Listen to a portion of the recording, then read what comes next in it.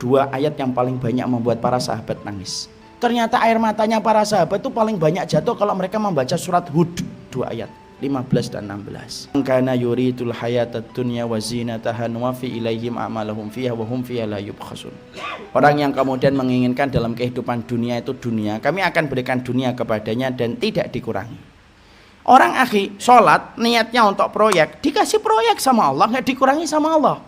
Ustadz, ada kok teman saya itu dia itu sedekah untuk bisnisnya berhasil. Ya memang dikasih sama Allah, bisnisnya itu berhasil. Kenapa? Allah memperlakukan kita sesuai dengan niat yang kita tanam.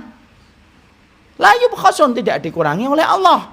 Ada orang kemudian sholat tahajud supaya kemudian tokonya laku. Ya tokonya laku, dikasih sama Allah.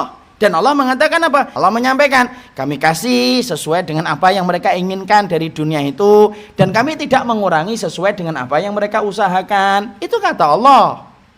Cuma ayat ini tidak berdiri sendiri, ikhwan.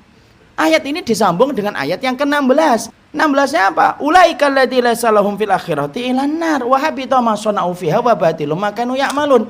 Orang-orang yang semacam itu sudah dikasih balasannya dan ganjarannya di dunia, di akhiratnya enggak mendapatkan apapun kecuali neraka.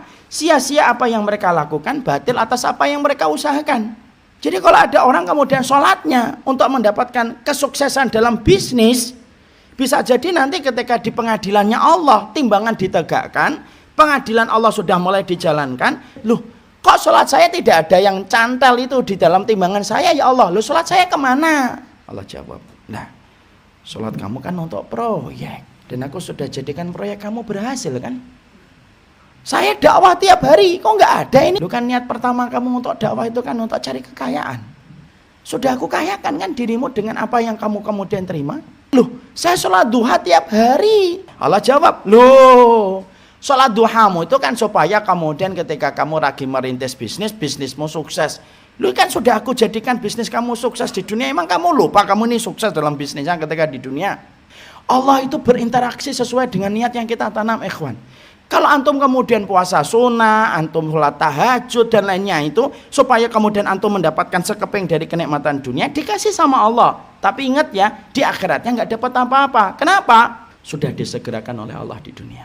Makanya sampai-sampai para sahabat Nabi itu kalau makan kurma nangis. Kalau ditanya kenapa nangis? 2 sebab. 1, karena kurma kami lebih gede daripada kurma yang dimakan Rasul. 2, karena mereka khawatir ya Allah jangan-jangan balasan ibadah kami itu sudah Allah kasih dengan kurma-kurma enak yang kami nikmati ketika di dunia. Jangan-jangan di akhiratnya sudah tidak ada lagi balasan. Saking sensitifnya sama cinta akhirat itu sampai perkara kecil itu dipikirkan mendalam oleh mereka. Kalaupun antum meniatkan ibadah ini untuk akhirat, pasti dapat kok dunia itu. Kenapa gitu Ustaz? Karena properti akhirat itu harganya tidak terbatas. Luar biasa mahal. Kalau yang mahal aja antum dapat, apalagi properti dunia yang harganya recehan dibandingkan dengan kenikmatan akhirat, yaitu surga. Jangan-jangan kita itu selama ini ibadah tapi cita rasanya cita rasa dunia. Kalau orang jatuh cinta sama dunia itu enggak. Ibadah pun yang harusnya diniatkan untuk akhirat, dia niatkan untuk dunia, untuk menunjang supaya dunianya itu menjadi sukses. Puasa tapi supaya dagangannya laku. Sedekah supaya kemudian dia mendapatkan profit dan mendapatkan keuntungan yang besar. Padahal kita harus paham, maaf, sampai urusan akhirat pun dia niatkan untuk mendapatkan dunia. Dan ini termasuk salah satu perkara yang tanpa kita sadari dibenci sama Allah. Banyak orang hari ini kalau melakukan ibadah itu yang dipikir pertama kali itu untuk mendapatkan profit dan margin. Padahal ini satu kesalahan, ikhwan. Maaf ya, Allah itu membagi dunia kepada kita itu bukan berdasarkan ibadah, tapi Allah itu membagi dunia dalam kehidupan kita berdasarkan takdir yang ditetapkan oleh Allah 50.000 tahun sebelum Allah menciptakan langit dan bumi. Kalau Allah itu membagi dunia kepada kita berdasarkan ibadah kita, 1, para sahabat itu tidak ada yang miskin dan para sahabat tidak ada yang fakir. Padahal faktanya rata-rata para sahabat itu miskin, padahal mereka ibadahnya lebih tinggi daripada ibadah kita. Di situ kita mendapatkan sebuah bukti, Allah bagi dunia bukan berdasarkan ibadah. Tapi kenapa banyak orang kafir yang tidak beriman, mereka hartanya lebih banyak daripada kita? Kalau memang dunia itu dibagi berdasarkan ibadah, harusnya mereka itu lebih miskin daripada kita. Kenapa mereka itu hartanya lebih banyak daripada kita?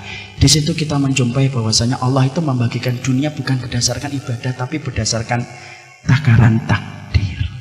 Kalau saya ditakdirkan mendapatkan uang 50 miliar, kalau saya jarang sholat duha, kira-kira 50 miliar itu saya dapatkan atau tidak saya dapatkan? Dapatkan.